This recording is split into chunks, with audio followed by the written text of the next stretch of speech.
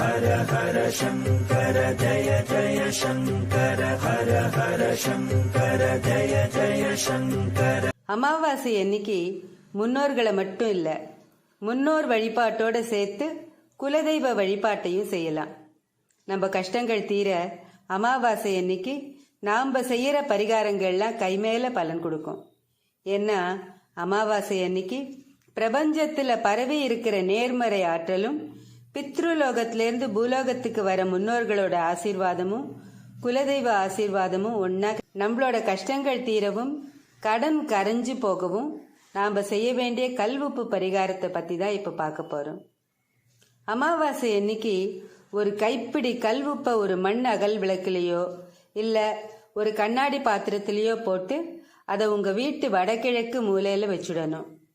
அதுக்கப்புறம் அமாவாசைக்கு உங்க வீட்டு முறைப்படி முன்னோர்கள் வழிபாடு எல்லாத்தையும் முடிச்சுட்டு காக்காக்கு சாதம் போட்டுட்டு மத்தியானமோ இல்ல சாயங்காலமோ விளக்கேத்துறதுக்கு முன்னாடி உங்களுக்கு எப்ப சௌகரியப்படுறதோ அப்போ வீட்டுல வடகிழக்கு மூலையில வச்சிருந்த உப்பை உள்ளங்கைகள்ல எடுத்துக்கணும். இந்த பரிகாரத்தை வடகிழக்கு மூலையில உட்கார்ந்துதான் செய்யணும். ஒரு சின்ன பாத்திரத்துல சுத்தமான தண்ணியையும் எடுத்து வச்சுண்டு குலதெய்வத்தையும் முன்னோர்களையும் மனசார வேண்டிண்டு கஷ்டமும் கடனும் இந்த உப்பு கரையிற மாதிரி கரைஞ்சு போகணும்னு சொல்லிட்டு உள்ளங்கையில இருக்கிற உப்பை தண்ணியில போட்டு கரைச்சிடுங்க. இந்த உப்பு உங்க கையில இருந்து கரையறச்சு ஆத்மார்த்தமா கடவுள்கிட்ட வேண்டிக்கணும். உங்களோட கைகளால இந்த உப்பை இப்படி கரைக்கும் போது உங்க உடம்புல இருக்கிற எதிர்மறை ஆற்றலும் கெட்ட சக்தியும் துரதிர்ஷ்டமும் கடனும் அந்த தண்ணியில கரைஞ்சி போயிடும். உப்பை கரைச்சி இந்த தண்ணீரை வீட்டுக்கு வெளியில கால்படாத இடத்துல கொட்டிடலாம்.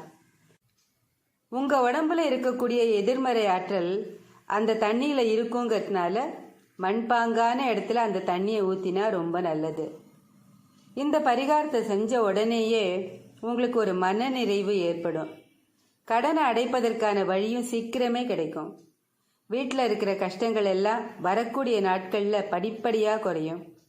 முயற்சி செஞ்சு பாருங்க, நல்லதே நடக்கும். ஸ்ரீ மகாபெரிவா திருவடிகளே சரணம். ஹரஹர சங்கர ஜெய ஜெய சங்கர.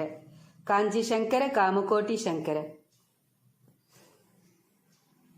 ஹர ஹர சங்கர ஜய ஜய சங்கர ஹர ஹர சங்கர ஜய ஜய சங்கர.